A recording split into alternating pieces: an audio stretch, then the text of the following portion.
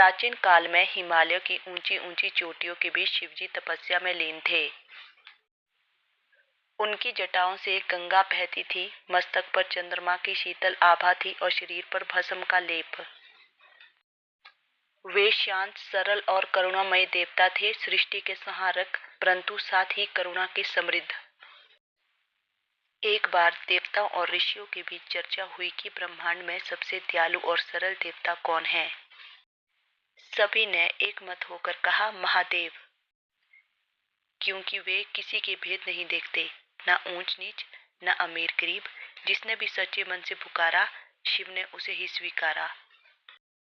उसी समय घने जंगल के बीच एक शिकारी रहता था जिसका नाम भिल्लक था। वह अनपढ़ था, प्रकृति को ही भगवान मानता था और रोज जंगल में जाकर शिकार कर अपने परिवार का पालन करता था। एक रात वह भयंकर अंधेरे में भटक गया। भूख प्यास से कमजोर और डर से कांपता हुआ वह एक पेड़ पर चढ़ गया ताकि जंगली जानवरों से बच सके। इस बात का उसे बिल्कुल पता नहीं था कि वह जिस पेड़ पर चढ़ा है वह बेलपत्र का पेड़ है और उसके ठीक नीचे शिवलिंग है। रात बीतती गई, भिल्लक के पास कोई दीपक नहीं था, इसलिए वह जागे रहने के लिए पेड़ की डालियों को हिलाता रहा।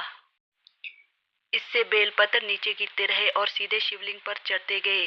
शिकारी को यह पता नहीं था कि यह बेलपत्र शिवजी के अत्यंत प्रिय है। धीरे धीरे उसकी आंखों से आंसू बहने लगे, थकान, भूख और भय के कारण।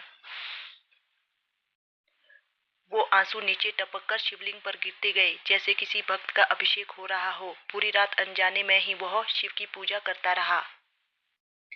सुबह हुई तो शिवजी स्वयं भिल्लक के सामने प्रकट हुए। शिकारी घबरा गया और बोला, हे देव, मुझसे यदि कोई भूल हुई तो क्षमा करे देव। मैं तो बस जीने के लिए संघर्ष करता हूँ।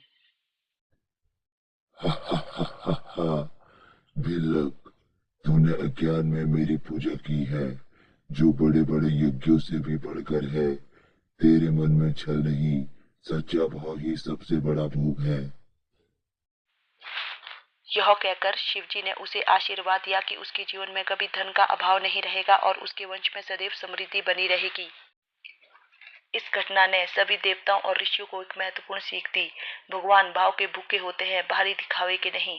सच्चे मन, सादगी और ईमानदारी से किया गया छोटा सा प्रयास भी भगवान को तुरंत प्राप्त हो जाता है। इस कहानी से हमें यही सीख मिलती है, भगवान शिव के लिए सबसे बड़ी सीख सच्चा मन, ना कि पूजा विधियां। जो कठिन समय में भी ईमानदार और निस्वार्थ रहता है, शिव उसी की ही रक्षा करते हैं।